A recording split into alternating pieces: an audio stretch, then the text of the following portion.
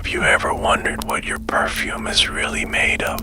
What if I told you that for centuries people were rubbing themselves with whale intestines, deer glands, and even secretions from cat sand, calling it luxury? That scent you think of as sweet or seductive was once born from blood, sweat, and rot. Tonight, we're going to dive deep into one of the strangest journeys in human history, the bizarre story of perfume. But before we begin, I want you to get comfortable. Dim the lights, put on your headphones, let the outside world fade away. This story is long, filled with shadows and storms, but also wonder and beauty. Breathe deeply, relax, and let my voice guide you. And before we set sail into this strange history, tell me in the comments, where are you watching from and what time is it right now? I'd love to know. Our journey begins thousands of years ago in the ancient lands of Mesopotamia. The very first perfumer whose name we know was a woman, Taputi, around 1200 BCE. Imagine her standing in a dimly lit room surrounded by clay jars, stone tools, and bubbling cauldrons. She was boiling flowers, oils, and resins layer by layer, distilling them into something that smelled divine. Taputi wasn't just making fragrance, she was inventing chemistry. For the Mesopotamians, perfume wasn't vanity, it was spirituality. Scents were linked with the gods. To burn incense was to send prayers skyward, the smoke rising like whispers into the heavens. And from there, perfume spread to Egypt. The Egyptians didn't just like perfume, they lived in it. To them, it was holy. Scent was part of rituals, mummification, and even seduction. They created kifi, a blend of honey, wine, resins, and herbs, burned each night to honor the gods and soothe the soul. Cleopatra herself is said to have soaked the sails of her ship in perfume, so that when she arrived to meet Mark Antony, the air would announce her before she even stepped off the boat.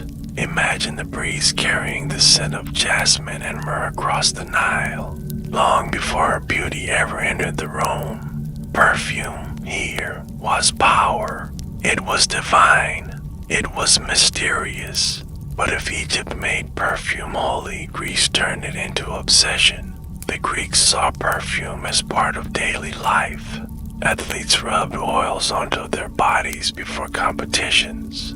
Women perfumed their hair, their clothes, their skin. Philosophers debated whether perfume was frivolous, but many of them used it anyway.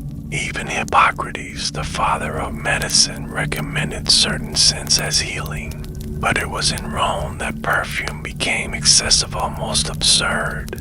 Romans didn't just wear perfume, they lived in it. Their baths were scented with rose petals.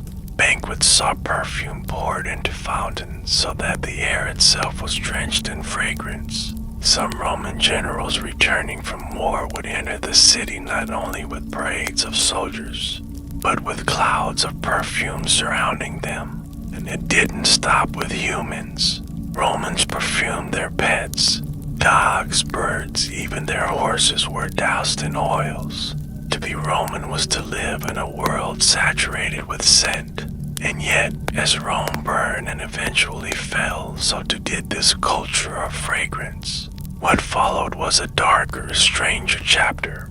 To the fall of Rome, Europe descended into centuries of fear, plague, and superstition. Bathing became rare, some even thought it dangerous. Instead, people turned to perfume not for pleasure, but for survival. If the body smelled, it was masked with scented gloves, necklaces filled with herbs, or little metal balls called pomanders stuffed with spices and worn against the plague. Perfume wasn't luxury, it was believed to be medicine, a shield against disease. But while Europe shunned water and clung to superstition, the Islamic world perfected the science of perfume. Scholars like Avicenna revolutionized distillation, refining rose water and capturing scents with new precision. In Baghdad, Cairo, and Damascus, perfumes weren't just made, they were studied, improved, celebrated. The knowledge would eventually spread back into Europe, sparking a revival of fragrance. And this is where perfume truly becomes bizarre. Because while flowers and resins remain important, perfumers began to seek out stranger, rarer sources of scent straight from the animal kingdom. This is the beating heart of our story, the moment when perfume became something almost grotesque yet impossibly luxurious. Take musk. The musk deer, a shy animal found in the mountains of Asia, carries a small gland near its belly. This gland, when removed, dried, and aged, produces one of the most powerful scents in history. It smells earthy, deep, almost sexual. Musk became so valuable that it was worth more than its weight in gold. But it came at a price. Hunters killed thousands of deer to harvest it. Then there was civet. Extracted from the perineal glands of civet cats, this substance was foul when fresh, almost unbearable. But once aged and diluted, it gave perfumes a softness, a sensual warmth. Imagine being a perfumer in the 16th century, scraping the secretions from a caged civet and knowing that this stink, once transformed, would become the base of a royal perfume. Castoreum came from beavers, secreted from glands near the tail. It carried a leathery, smoky note, both strange and alluring. And perhaps the most bizarre of all, ambergris. This substance forms in the intestines of sperm whales, sometimes expelled into the ocean, where it floats for years, hardened by salt and sun. Washed ashore, it looked like a lump of gray stone. But when burned or blended, ambergris released a sweet, earthy, almost otherworldly scent. Kings and queens treasured it, paying fortunes for it. Some believe it was a gift from the sea itself. These animal ingredients, musk, civet, castoreum, ambergris, were the foundation of luxury perfumes for centuries. They were strange, they were rare, they were powerful, and they were undeniably bizarre. But if animal perfume shocked, the Renaissance took things to another level where scent became tied not just to beauty, but to politics, power, and even death. In Renaissance courts, perfume was everywhere. Nobles wore perfumed gloves, wigs, and clothes. Queen Elizabeth I of England, who despised foul smells, required her courtiers to be drenched in perfume at all times. Catherine de Medici's perfumer was rumored to have crafted perfumes that doubled as poison, discreetly delivered through scented gloves. Perfume wasn't just luxury, it was weaponry. And then there was Napoleon Bonaparte. The French emperor was obsessed with fragrance.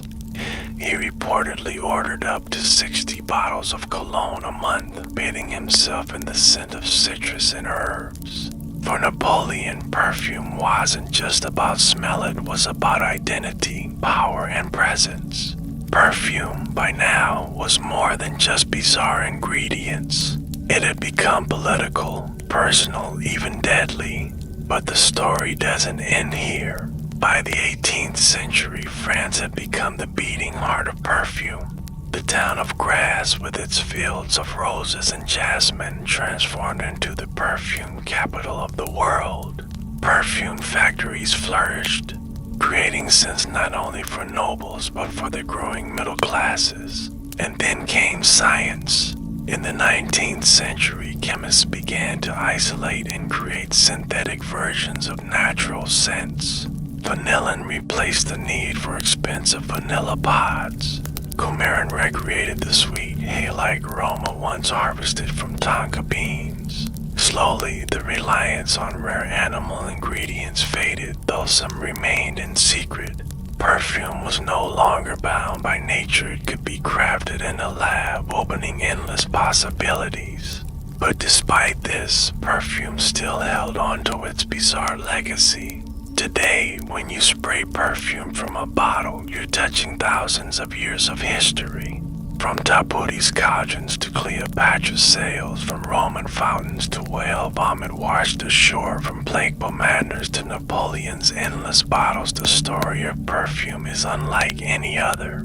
Modern perfume is sleek, synthetic, branded with fantasy and seduction. Ads promise desire, beauty, luxury. But beneath the surface lies a bizarre past. Animal glands, rituals of the dead, poisons, and prayers turned into scent. Even now, some perfumers still seek out ambergris, still chase the strange alchemy of the old world. And scientists today are reconstructing Cleopatra's perfume from ancient residue, letting us smell the very scent that may have changed history. So the next time you lift a bottle of perfume, remember, you're not just wearing a fragrance. You're wearing centuries of obsession, sacrifice, and bizarre invention. And that, my friends, is the bizarre history of perfume. From sacred incense to whale vomit, from divine rituals to deadly poison, perfume has always been more than just a scent.